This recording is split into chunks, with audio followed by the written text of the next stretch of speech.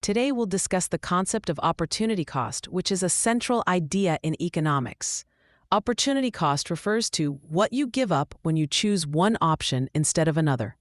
Because resources such as time, money, and energy are limited, every decision involves a trade-off. For example, imagine a student who can either work a part-time job or take an extra course. If the student chooses to work, the opportunity cost is the knowledge and skills they would have gained from the course.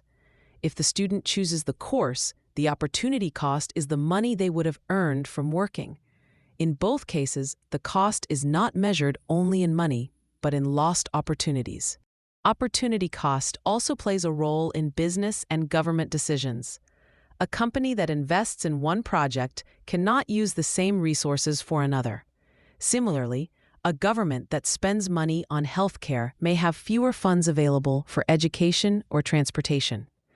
Understanding opportunity cost helps individuals and organizations make more informed choices by clearly recognizing what they are giving up in order to gain something else.